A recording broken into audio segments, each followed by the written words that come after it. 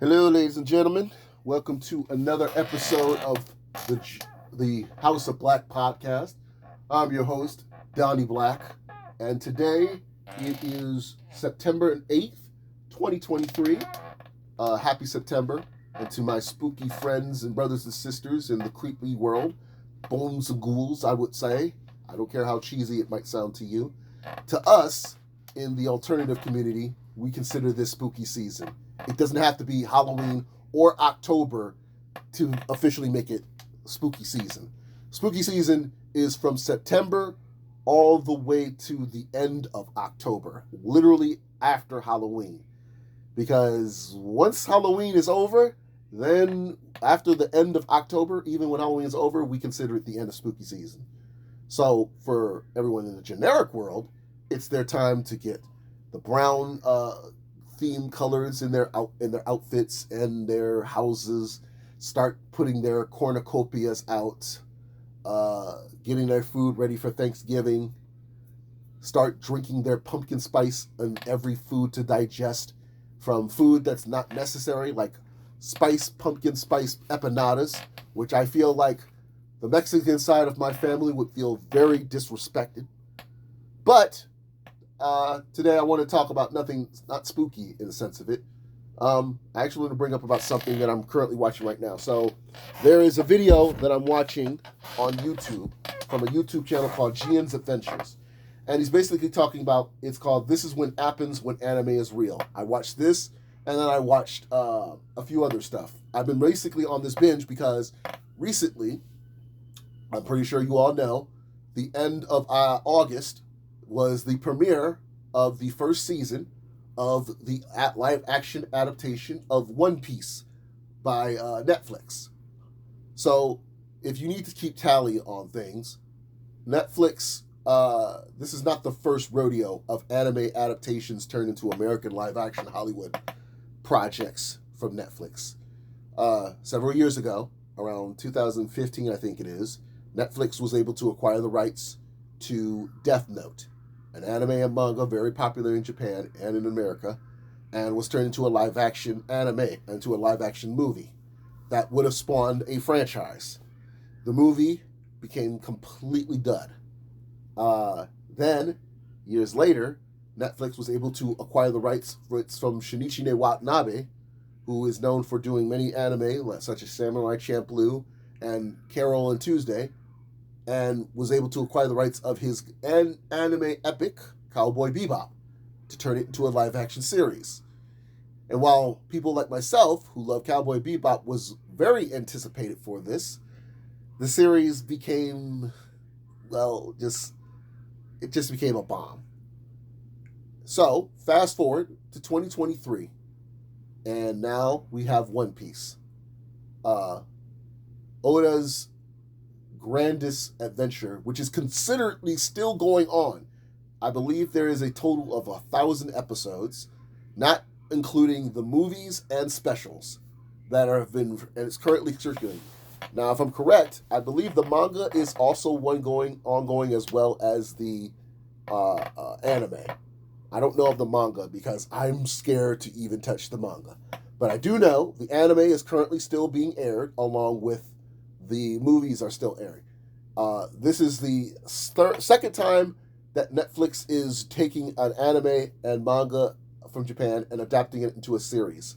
First being Cowboy Bebop, but Death Note was to be a movie series. Unfortunately, did not do so well, both of those.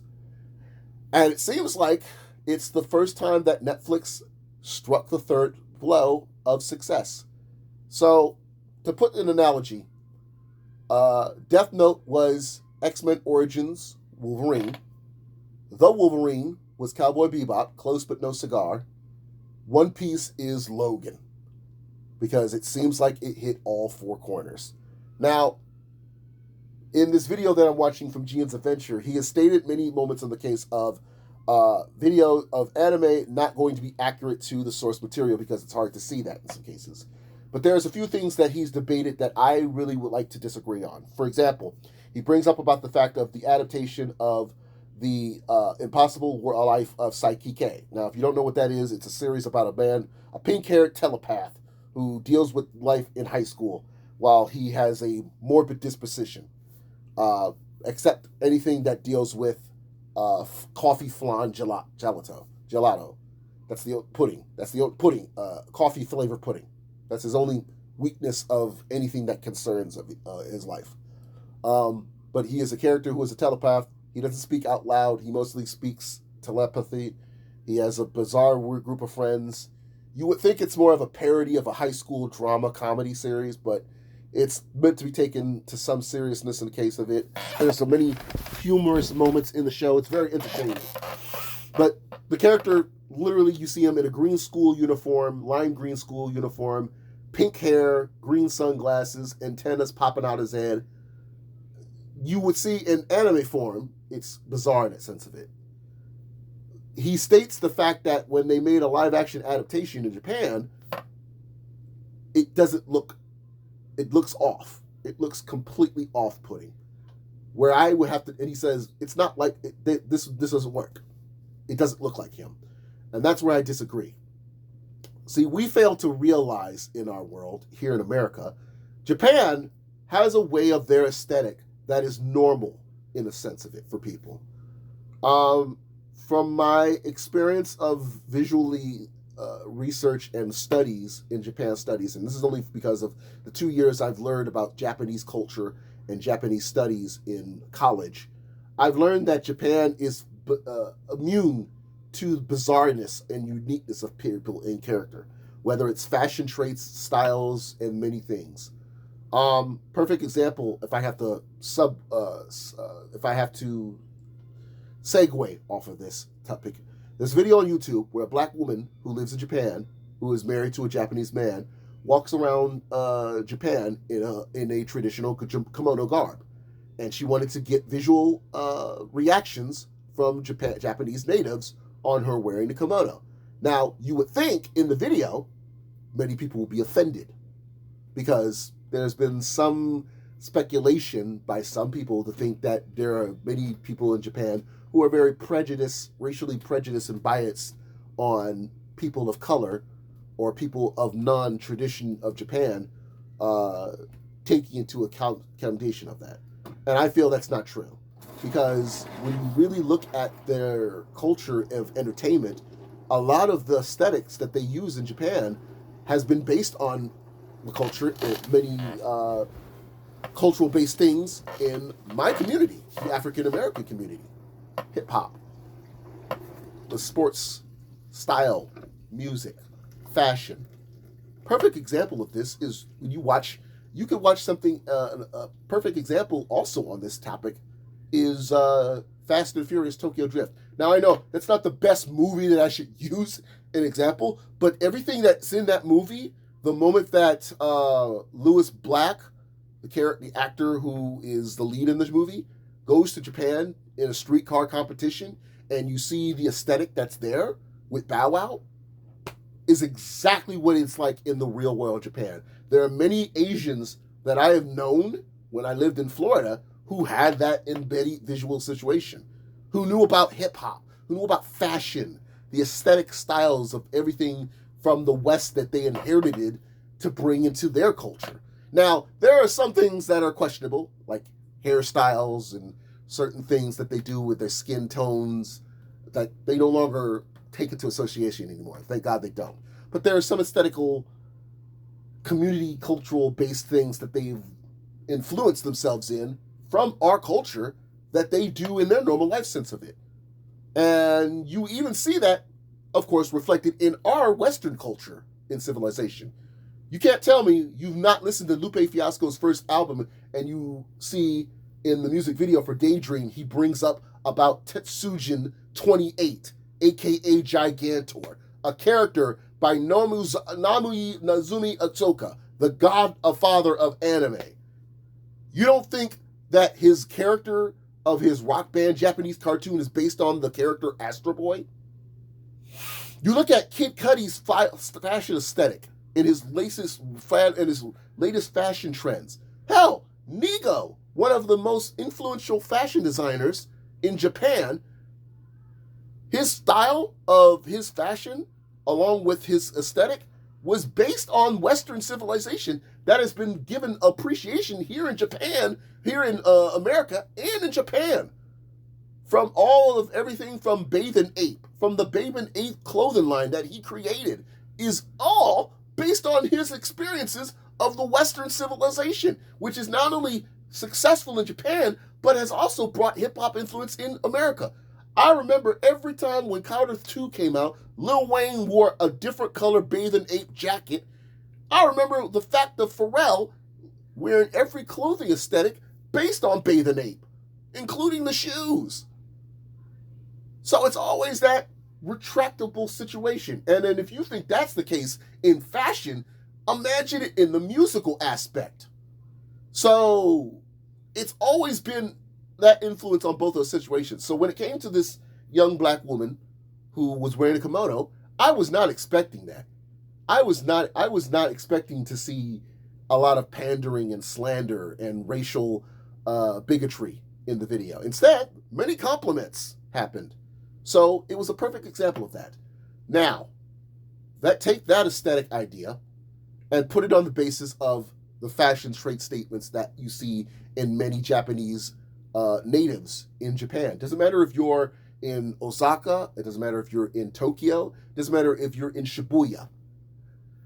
The styling in most of people in Japan, natives, have always been expressive in their own rights. There are some people who blash and extravagant up to the most extravagant uniqueness, and then there are some who tone it down to the most generic sense of it. And it depends on what they were raised in. And it's not you just seeing it in movies and film. I've watched many videos on YouTube to see people in that environment who express about it. Cosplay, and even people who don't go to cosplay conventions but dress as if they're from cosplay.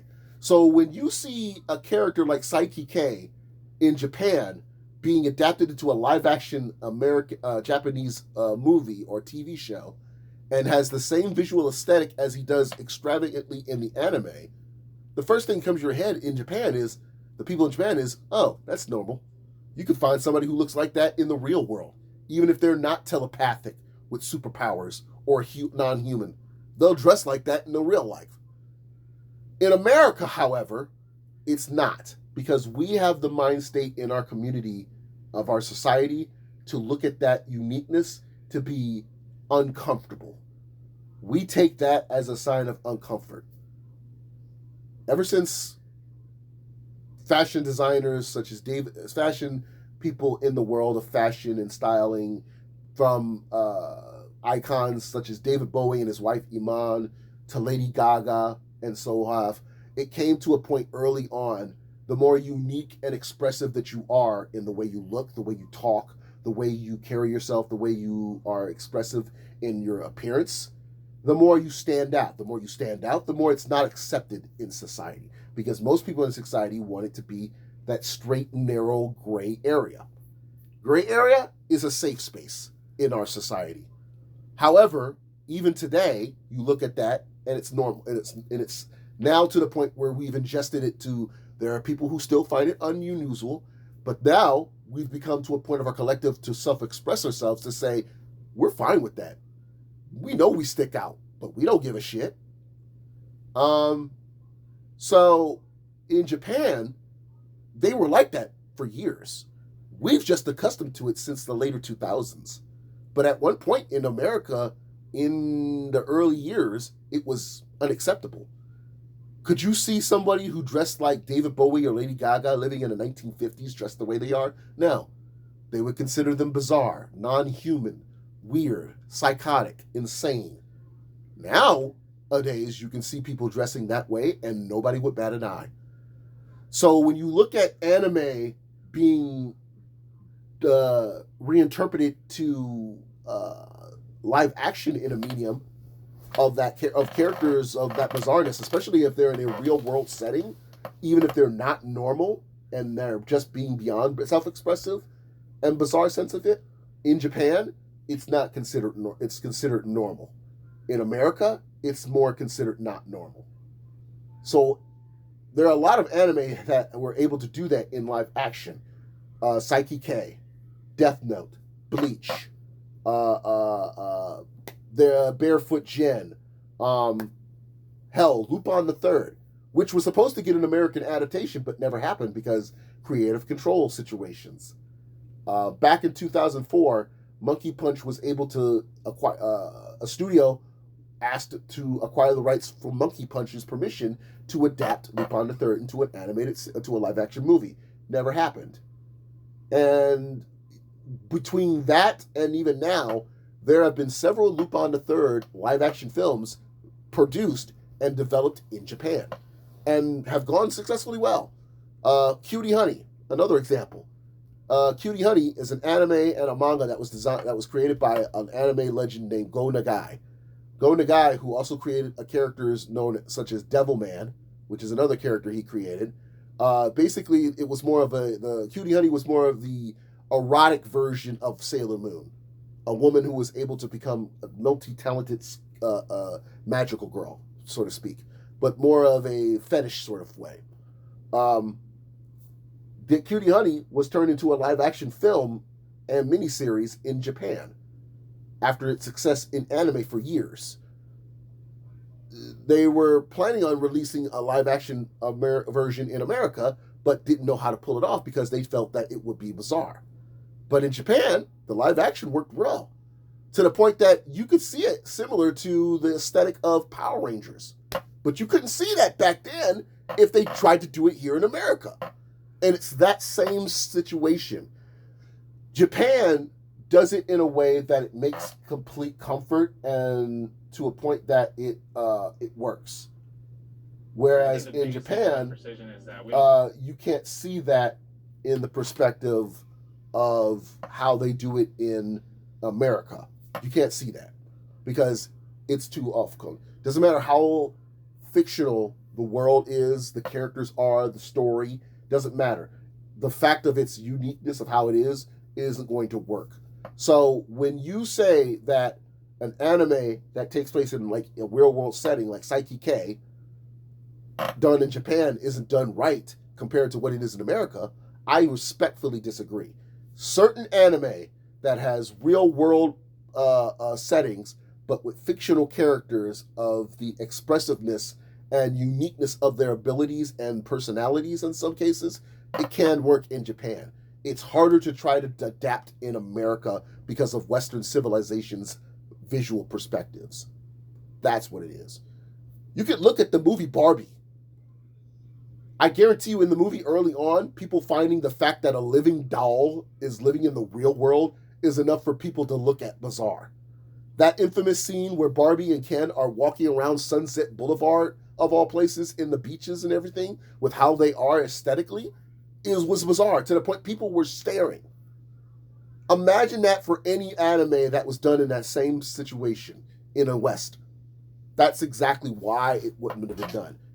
Where it would look like, oh, are they cosplaying? Are they wearing a costume for Halloween? Are they dressing up for a commercial? It makes no sense why they're dressing like this. You can't see that in a non-visual eye of fantasy. You can't. Because we are so much in our rich base of society in our visuality. So, that's why live action. Now, if they try to do a Psyche K in America, absolutely not. It would not work.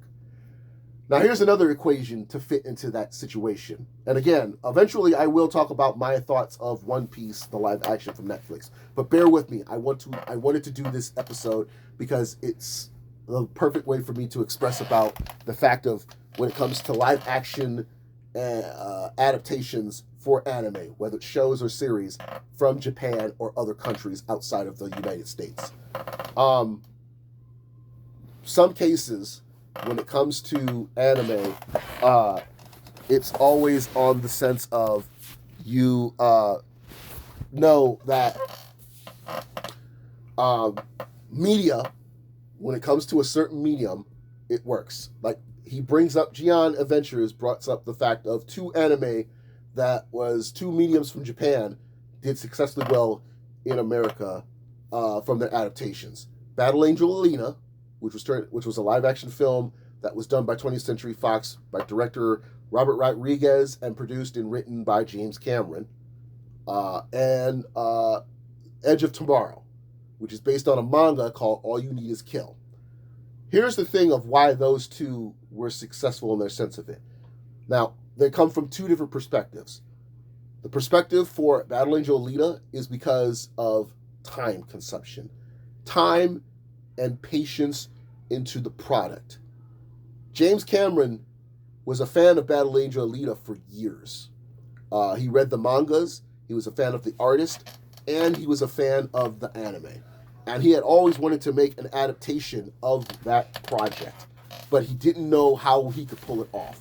Because at the time when he wanted to make it, the technology wasn't developed yet. At the time, when motion capture was just evolving in film work of technology, he still wanted to try and test out the theory of that use in technology for film. So what did he do? He decided to make a test run.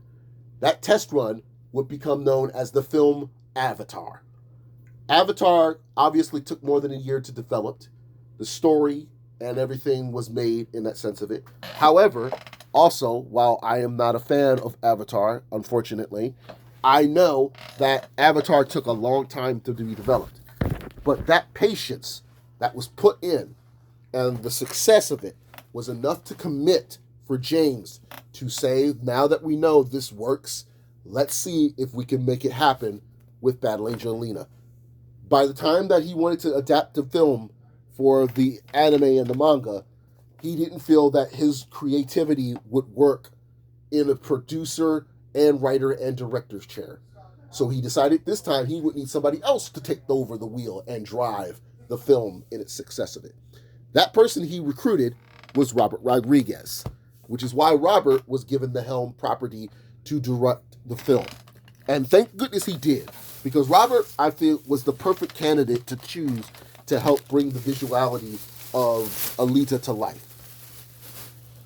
As you saw, the movie did successfully well. It's the one adaptation of a Hollywood film of an anime and source material that was done right. If you have not watched Mom's Basement video for his review of Battle Angel Alita, I highly suggest you do, because it is a good review. He has everything on the money when it comes to his thoughts of that movie doing it right, of Hollywood adapting the source material. That's the reason why. So when it comes to the success of Avatar 2, we already know that was the test necessary for Battle Angel Alita 2. So hopefully that means that we will get the sequel, because people are already asking for the last 5 years if we're going to get the sequel to Battle Angel Alita. And hopefully we will, because there's so much promised story that we want to bring that involved into this movie. James, I know, is looking forward to it. Rosa Salazar, who is our Alita herself, is looking forward to it. So it's just a waiting game to know when that happens. Not to mention, by the time this episode has come up on the podcast, many of you also know that we are currently dealing with a situation with the SAG-AFTRA and the Writers Union both being on strike against Hollywood executives in major film studios. And hopefully they will come to a resolution when we expect it to. And of course, I will do my best to try to keep myself from marketing much on the review for One Piece. That will also affect for the podcast, out of the respect, the solidarity, and my support to the writers' unions and to the actors of SAG-AFTRA in the respect of that until then. So I will try to keep my review on the podcast on One Piece very minimal due to my respect and the solidarity of the strike. So it won't be in much detail as you think it is.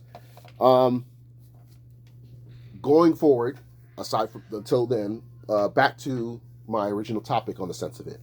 The other film, Edge of Tomorrow, which is adapted from the Japanese manga, All You Need Is Kill, that is the other perspective of the material.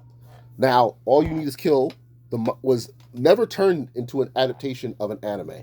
Surprisingly, it's the one time source material was not adapted was adapted straight from the book material and not from an animated source material.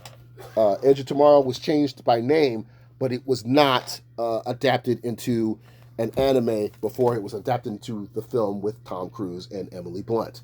And I think that is the reason why the film had done successful from that media perspective too. And that is what I bring to the table on the second reason of why certain adaptations on the case of it. When you adapt a source material that has not been adapted into any other medium, and it's only been adapted into one material, such as a book, straight to the material of not something that has been turned into a live action show or a live action movie or even an animated film, and instead you just go from the book material that's a graphic novel and straight to the material of a book source. That also helps because it's not bringing the expectations higher. You look at these comic book films that have been done from whether it's DC or Marvel. Some of them have never been turned into an animated project. Some of them have never been turned into even a video game concept. For Ms. Marvel example, the success of the TV show wasn't put to a high expectation other than the source material itself. You look at Ms. Marvel and the performance that Iman did with the show, in the TV show, was because she didn't have to worry about competing with the source material because she was able to do what she was straight from the source itself. All You Need to Kill and Edge of Tomorrow has that same situation. Hell, a lot of books and that were turned into shows and movies have that same thing. You look at The Boys, the Amazon series. You look at Invincible, those books. Straight out of the book, straight from source material, The Walking Dead. How are they successful from straight out the gate of the book material? Because the fact they're not in the comparison after they come from the straight, when they go adapted straight from the source material. You only see it from the perspective of that. Now, it's not always successful because there are a few shows or films that were straight from the source material of the graphic novel that were very not successful. Perfect example, Why the Last Man, which is based on a comic book that very, very successful, but unfortunately the show did not do successfully well. There's some books, some graphic novels, some novelizations, some novels that were straight from material that didn't do so well. Another example, Dune. Dune, the Frank Herbert Dune, his book series. The first adaptation was done by David Lynch. Many people, while I respectfully respect the material because I have a sentimental reason for appreciation of the David Lynch adaptation, unfortunately, it was not considered a good adaptation. However, Delavue's current version, which has been turned into a parter movie series, has been getting very high reviews and high success with the performances and being true to the source material, but not putting in the comparison of the David Lynch film adaptation. And the fact that that alone is another example just tells you right there it's not going to do so well on that. Because of the fact that you see that movie in that case of it. And again, while I love the current adaptation of the films for Dune, I will still have a personal sentimental reasons for my appreciation of the David Lynch adaptation. I own the Blu-ray. It's the same reason for the Stallone adaptation of Judge Dredd compared to the Carl Urban adaptation of Dredd. Carl Urban did a fantastic job. Lena Headey did a fantastic job in the film, even though I really didn't like her as the villain. However, I understand many people felt that film adaptation was more to the source material than the Stallone version with Rob Schneider and Amara Dasante. Personally, I love the Stallone version because it felt more comical, like the source material. Not to mention, as I said before about the Dune David Lynch version, the movie itself had sentimental reasons for me. If I didn't have a sentimental attachment with either of those movies, I would be more attached to the current source material than the frequent material. So that is the only reason why those two movies in particular, I will still appreciate the newer versions, but I have a more appreciation for the first adaptations. I could say that for every adaptation of the Ninja Turtles. Now, I will see Mutant Mayhem. I will be seeing that. And you'll know about that later down the line myself. I plan to do an episode of Mutant Mayhem. If I decide to do an episode of Mutant Mayhem, and you guys will let me know, I may have a special guest on the episode, because that one has a family sentimental reasoning for me when it comes to that movie. However, I'm also considering doing a special episode of Donnie at the Movies, formerly Masaki at the Movies, that will not only continue with Jurassic Park series, but also tie into the Ninja Turtle series, where I will do a commentary for all of the Ninja Turtle films adaptations as well. So let me know what y'all want, if y'all feel that y'all want to do that as well, if I should do that one. For those asking about also why the missing episodes, if they're missing, they're probably because I'm reconstructing things on the podcast, but they will be back up for the frequent episodes of Donnie and the Movies. Anyways, back to the story, back to my discussion on adaptations from books materials. Ninja Turtles is another example of source material that has been put into the sense of different versions have certain reasons for it. I could go on and talk about which versions were great. There were versions that weren't great, such as, in my perfect opinion, I'm sorry, the 2015 CGI Ninja Turtles Nickelodeon adaptation wasn't a thing for me. Nothing against the performances that Jason Biggs and Seth Rogen, Seth Green and Chris Sipes had done with their performances in that anime series, but it just didn't work for me. Or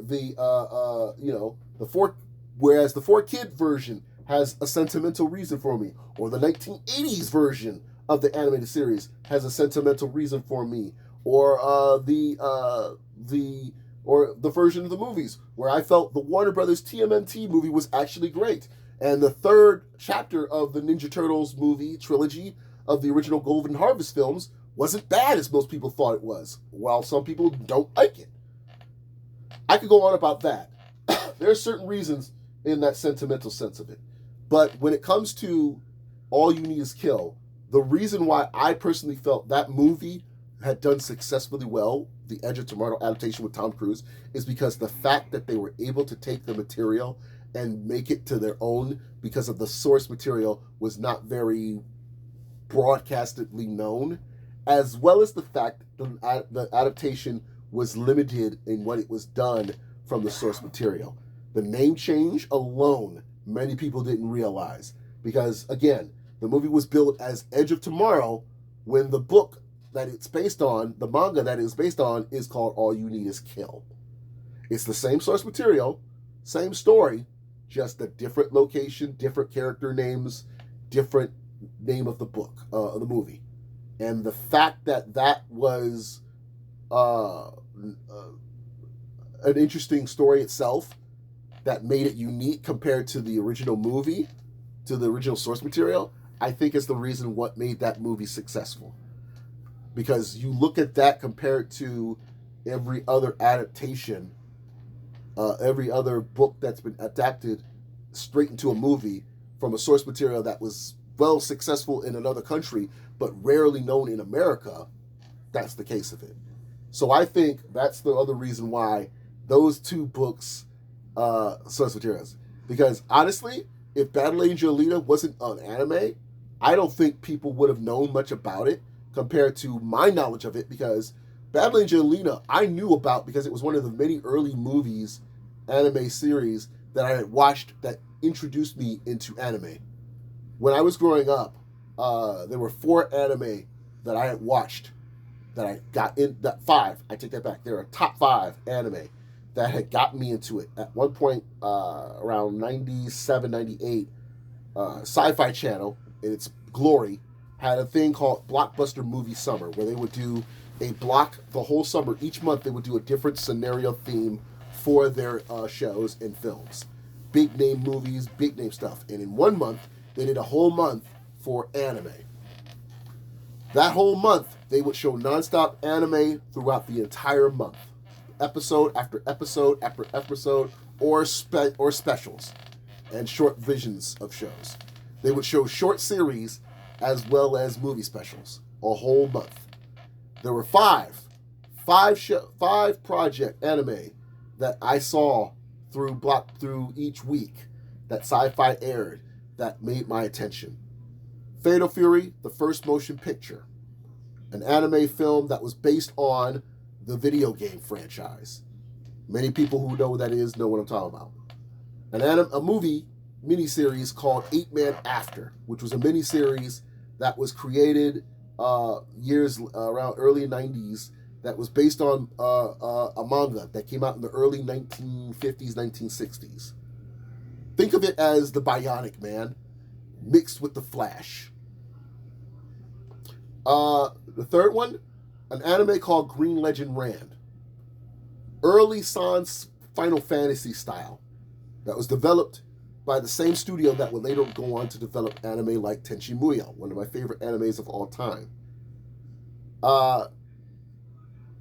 Battle Angel Alita was one of them, along with a bonus anime called Armitage, Polymatrix. Basically, it was an anime movie that was basically about, two cops who were partners who both ended up becoming cybernetic humanoid type of people in a futuristic city. It was another series a movie that was really done well, but they had split it into a miniseries. Battle Angel Alita, though, was one of them. And last but not least, an animated miniseries called Iria Bounty Hunter, Zerum the Animation. That one I need people to understand was my very first experience in anime. Iria Zerum the Animation was an animated miniseries that told the origin stories of a young girl from the future planet named Iria, who was training to become a bounty hunter, who would later go on to be the hero and the protagonist for a sci-fi anime, a sci-fi Japanese live-action horror movie called Zerum. Zerum was a live-action sci-fi horror movie about a mutagenic assimilated monster. Think what would happen if the xenomorph of aliens looked like Yoshinaru of Tekken fame. Yoshimatsu and the xenomorph of aliens merged into one creature, and his face looked like a Chinese geisha doll. It was an alien creature who would assimilate and infect whatever it ate or attacked. And the only person to stop him was a female bounty hunter from another planet named Iria. The movie was very successful in Japan, but didn't get a lot of attention in America until Iria, the animation, was released. After the success of the anime, they would release a sequel called Zerum 2. Now, it's hard to find Zerum 1. In fact, it's very scarcely available. But Zerum 2 is widely available. You can find it very easily. Along, of course, with Iria the animation. I believe Sentai Filmworks or Discotek Media owns the rights to Iria, so you can find very easily copies of Iria. Now, I personally have the limited edition version that comes in the tin steelbook of the series when it was released by a company called D Rights, which was a company that was owned by which was a subname for a company called MediaWorks, who also was responsible for a company called Media Blasters. Media Blasters had owned several companies. One of them was Anime Works and D Rights, and they would leave for subjective versions of it. There was Kitty, which was for the explicit sexual stuff. There was another company, I forgot its name, which was for its horror editions. Then there was one part of the company which was supposed to be for its live action projects. So they would have sub-companies. One of those companies was D-Rights. D-Rights released Iria, the animation, at the time. So I own the D-Rights edition of Iria, the animation, in a whole complete box set DVD. Now, will I buy the Blu-ray adaptation? I don't know. Who knows? Who's to say? But as of right now, I hold that Iria Blue DVD to my chest because it is the anime that basically made me the anime fan I am today. Now, speaking on the subject for that anime in particular, imagine if they tried to do an American version of that movie. I could see that happening. But if they made a series out of that anime, it would be very hard to pull off. But what makes it easy to some exceptions is the fact that a few things. The same thing as I stated, if you followed me on Twitter, or X, to hell with you, Elon Musk. If you look on my social media, I actually did a dream casting for another manga and anime that also would be a perfect adaptation. Now, these two animes that I personally feel are perfect that work in adaptation is because there's a lot of Western influences, the names, the characters, and the locations of what they're using them. Iria and Gunsmith Cats, because both of the material, while they were developed in Japan, have Western influences in them. A lot of Western influences. I think that is also the reason why All You Need Is Kill worked for Edge of Tomorrow. Because if you read the manga, there's a lot of Western influences in that manga. Battle Angel Alita is the same thing. A lot of Western influences in that manga and anime that makes it easy for it to work. Develop it for the Western audience. Certain anime that's been done in America, that has been done in the States that didn't work in a sense of it. We can all say Dragon Ball Evolution is number one with a bullet. We can all say that. The fact that we look at that movie, again, Jamie Chung, I don't have a problem with her as an actress, but to see her as Chi-Chi was hard to accept because Chi-Chi is nothing like who she did on that movie. To see Chow Yun-Fat, a man who will always be my Inspector Tequila, to play a perverted old man named Roshi, I can't see that. And to see two American Caucasian actors who will go on to play an on and off couple in Speechless play Bulma and Goku, and they have no fighting experience whatsoever? Absolutely not. So there were a lot of problems with Evolution. And I just feel disappointed on the fact that we were let down with that movie. But there are so many other reasons why. They tried to westernize the characters and on that story and not just westernize it with an Asian audience or Asian character casting in that film. You try to take a character who is technically an alien but based on a Japanese or a Chinese folklore character and try to westernize him into an American Caucasian is not the good idea. Now, if that character was played by an Asian, maybe that would have gotten you some leeway. But it doesn't help when you have that character played by an Asian, American Caucasian who has no martial art expertise whatsoever. Especially when the character is supposed to be a professional martial artist. Does not work. So it makes it fake all over. And then, of course, the story and everything else that ties into it didn't help either. Next on the sense of it, when it comes to the another adaptation, I believe that in the case of it, I can go on the Netflix movies or shows. I will actually go on to the absence of the trilogy for the Netflix adaptations of 3 of the anime source materials that they have done: Death Note, Cowboy Bebop, and One Piece. If I have to use the best analogy for those, it's the Wolverine movie trilogy. Now hear me out. We all know X-Men Origin Wolverine never needs to exist. That is what Death Note was, the film. Nothing about that movie was great, with the exception of Ryuk's portrayal by Willem Dafoe. And even the fact that we don't get to see Ryuk in his true visual perspective because we see him in the shadows, we were robbed of that. everyone cast in the film was just horrible. I did not care for Light. Misa was a victim and just didn't work. And as much as I like Lakeith Stanfield, I think he's an incredible man for a black actor of his performances and such. He does an incredibly well stuff. He's done incredible work.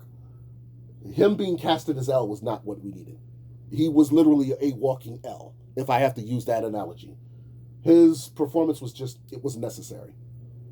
I'm not expecting a black man to take up the place of a person who is a pale, emo-looking character with no shoes and wearing jeans and a white t-shirt eating sweets. I'm not expecting him to look straight out of the comics, but that was his performance in that movie was just unwarranted. So I understood why that movie just did terribly well. Not terrible. It was completely terrible. Now, second adaptation, a television series adaptation for Cowboy Bebop. Now, this one I was really excited about. I was so excited because I am a fan of Cowboy Bebop. I own the Blu-rays of the series. My brother owns the vinyl collection of the soundtrack. I have a t-shirt that literally says Yoko Kanno is my senpai, is my sensei, because I love Yoko Kanno's musical work. She is an incredible composer. Shinichi Watanabe is a god amongst many anime fans of the modern era, from shows like Bebop, Samurai Champloo, and even Carol and Tuesday. If you have not seen that on Netflix, is a very good, very powerful, and emotional show. I love it. Even if it's musical based, I love it. That being said, I was so looking forward to this show, and I was let down by two characters. Faye Valentine and Vicious. Now, the reason why I say that is because if you are familiar with if you are not familiar with Vicious in Cowboy Bebop, he is the main antagonist of the entire film and show project of Cowboy Bebop. Vicious is somewhat of a very terrible person that you don't have no remorse for. So like a certain president that was elected who is dealing with certain controversies as of right now. A man that you have no reason to enjoy or find support in, and you don't understand it.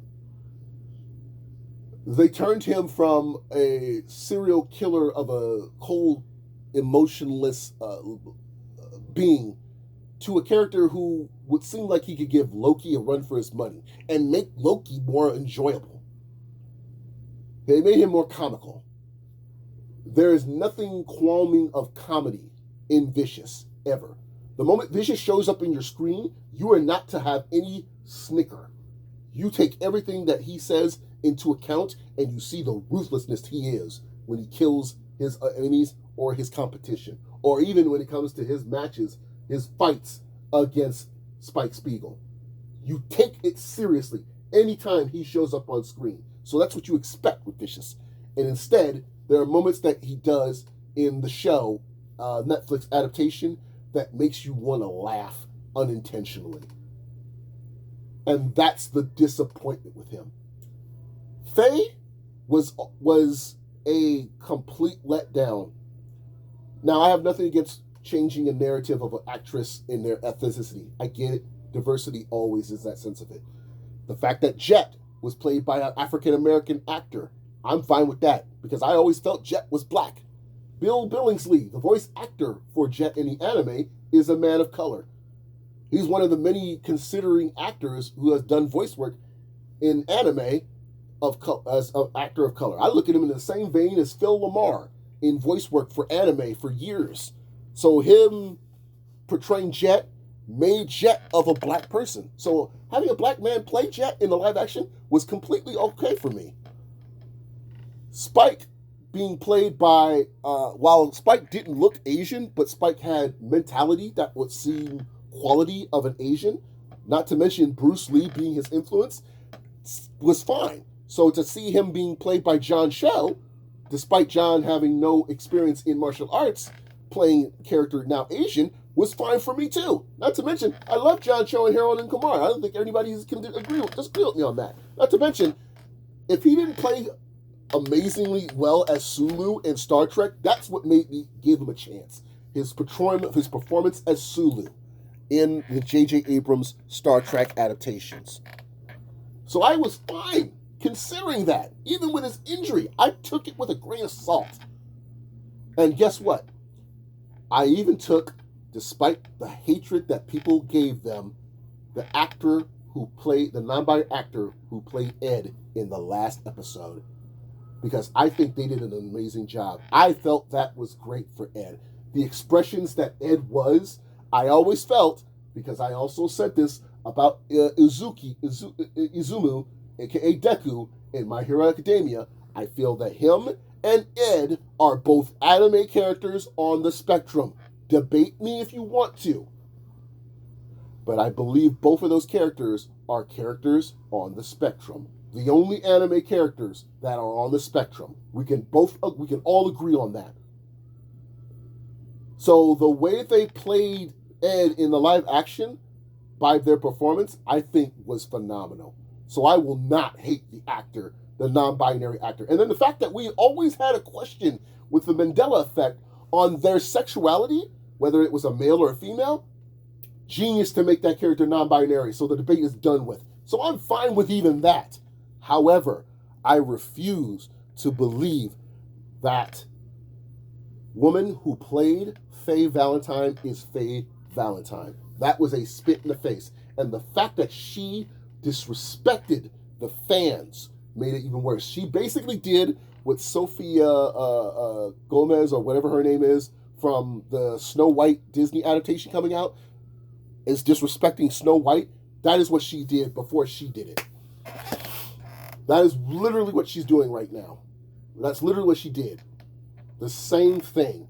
So to see that happen with her and with Vicious disappoint me. I was at first okay with giving her a side because of her aesthetic look, because you can get Ruth Carter, you can get any Academy Award winning fashion designer. Many of them will tell you there is no atomical way you can make her outfit revealing the way it looks in the anime, that you could pull it off, that a cosplayer hasn't done it, and it's still functional to fight in those moments on the anime. There's no way. And it won't be to a point of comfort. Not in Hollywood. So I'm willing to bite the bullet when they said they would change her look. But her performance and the actress's way in the performance and her way with the fan base disrespected. And that was enough for me to say this did not work. So, with Cowboy Bebop the show, it was the Wolverine. It was almost there, but not close. Our Logan is officially One Piece. Now, to preface this, I have not read the manga because the manga is too long, and I've dipped into at least the first 3 seasons of the anime. By the time this episode comes out, I'm rewatching the first season just to keep my head refreshed, because it's been so long. I've watched the anime because it's so hard to catch up with. Again, there's about 1,000 episodes within the show, and I believe there's like 20 seasons, and not even including the movies. So there's a lot of catching up to do.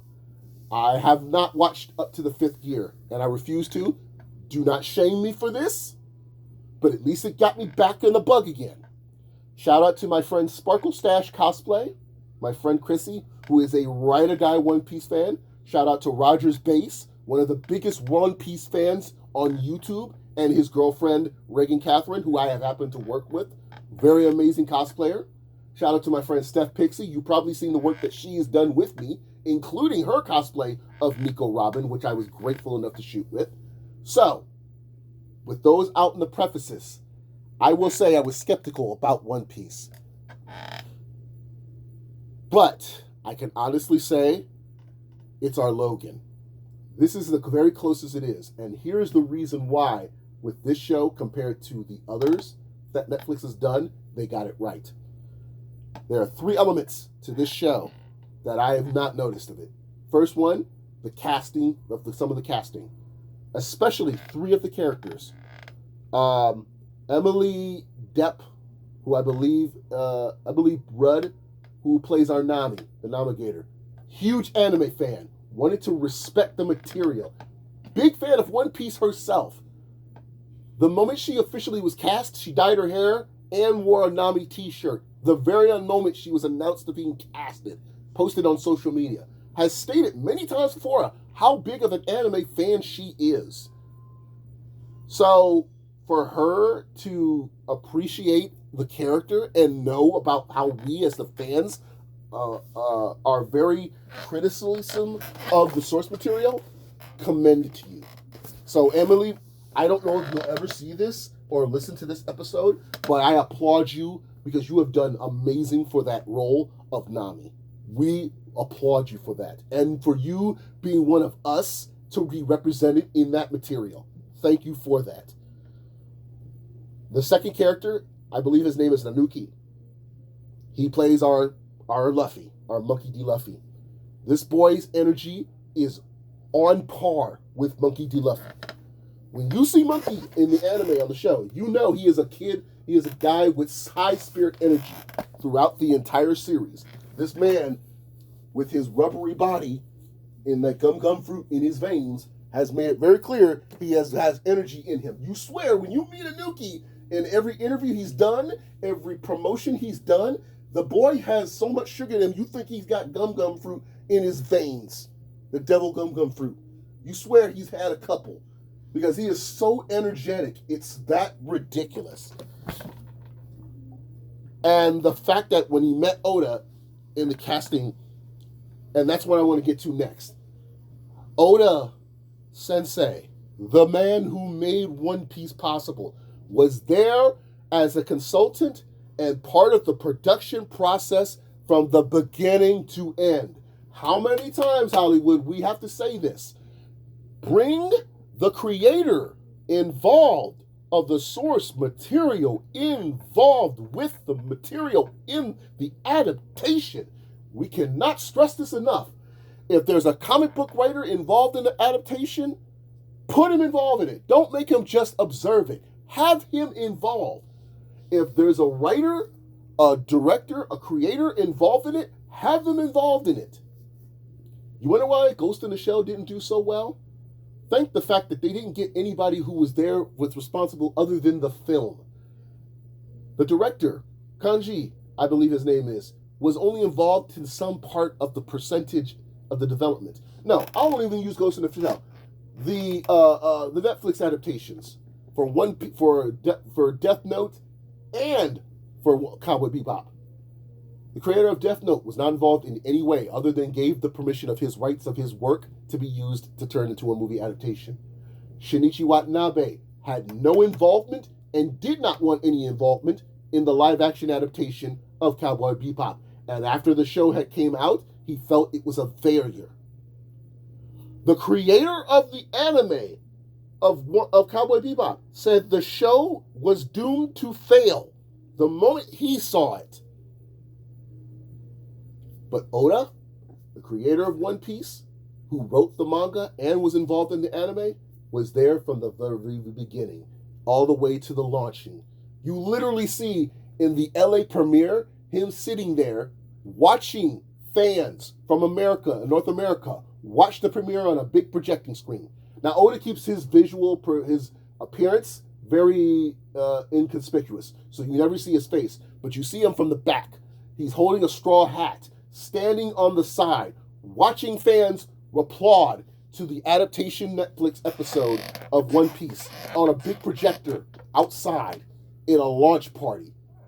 And you can tell he's standing with pride. This man has been involved from the very beginning. The casting, the creation, the development of the sets, the locations, the script. He was there every single part of the way. That is the most essential piece of what makes the adaptation good. So the fact that Netflix says we are not only going to have him involved as a consultant, he will be there throughout the whole development of this series. That is how you do an adaptation, Hollywood. This is how you do it.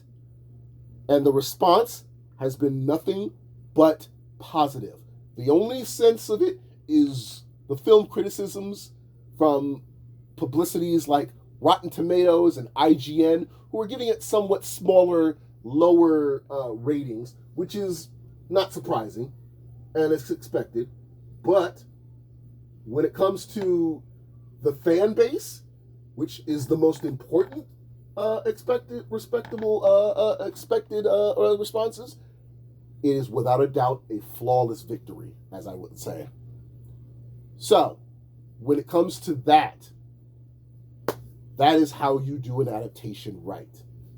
And it is not warranted that we are getting a second season, without a doubt.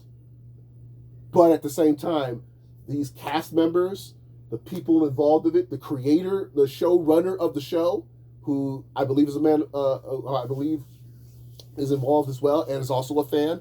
Oda himself being involved in every minimal detail of the show is the right step in going forward and doing adaptations right from the source material, whether it's from the anime or the manga material.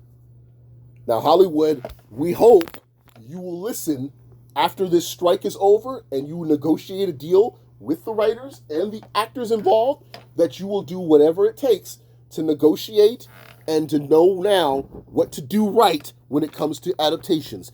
Use this as a source material to study, observe, and grow and learn from this. Because we expect every adaptation you decide to do, because we know there's tons of anime that you want to adapt into live action movies. Mobile Suit Gundam, Voltron, more Transformer stuff. I guarantee you there is still some on the table that people want to adapt from Hollywood into live action movies that you want done. Robotech. Almost forgot about Robotech. Hell, we have waited decades for an Akira adaptation, because there is everyone from Leo DiCaprio to Taika Waititi who wanted involvement in an adaptation of Akira.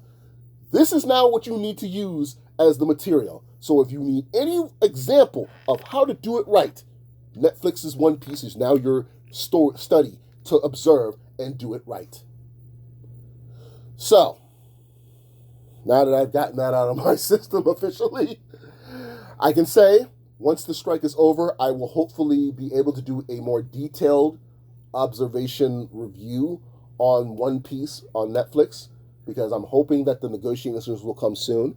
But to my respect of the cast and the writers and who are involved in the strike, I will not be putting much detail other than the fact of my observational review and my personal review. So I will not say, as you probably can tell, I didn't put a perfect review or my review thoughts of One Piece on Netflix.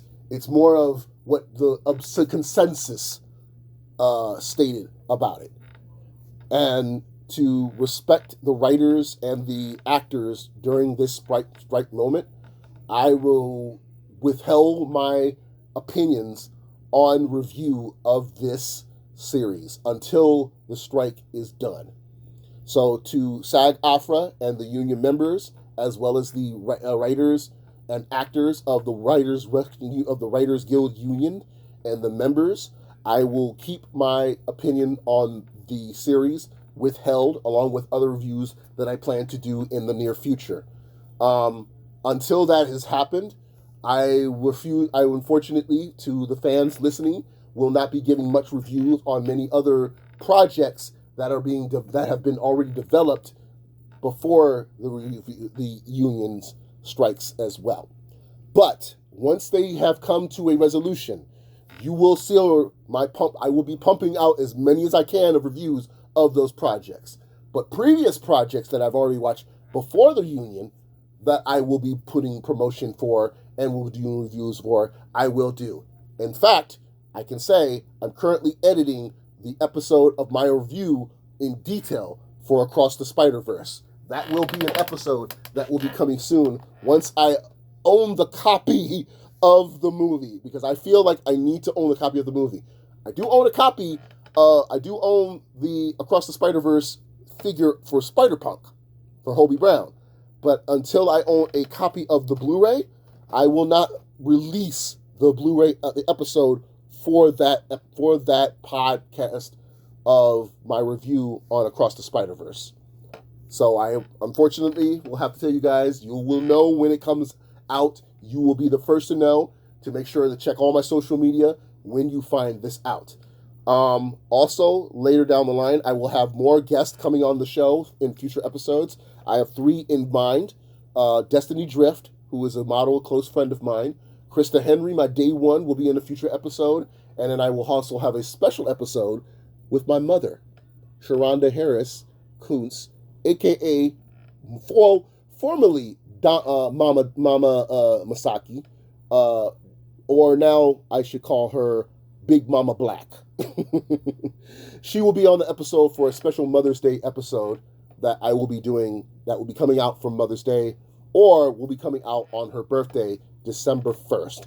So if you have any questions you want to give to Mama Masaki, make sure you let me know. I will post a special post about it on my social media later this week when this episode comes out, so you guys will know. You guys will have till December to know when that episode will come out and when I will be doing the recording for that, and you will know when till then of when I will be having those questions for you guys to hear those questions from my mom on that podcast.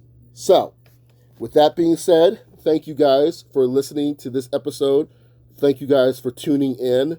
I appreciate you guys just hearing me talk all this in the case of it. I also, before I go, I do have some upcoming news.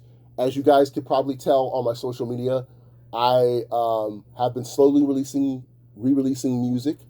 I may be back in the writing bug again. This is my only official confirmation that there may be music coming in the future, including things that I had in the vault that I have not released in almost a decade. But you will find out about that very soon. So stay tuned to all my social media. Donnie Black on all my social media, except Instagram, which is I am Donnie Black. Jirai Media and JiraiMedia.format.com for all your photography needs. And make sure you catch me on all my social media. Also, I will be having a YouTube channel for this podcast, including back episodes that will be re-uploaded on that YouTube channel very soon. So stay tuned for that too. So thank you once again for checking out today's episode and listening to today's episode on the House of Black podcast. I am your cat-eared still extraordinaire, Donnie Black, and I wish you a good day and later days.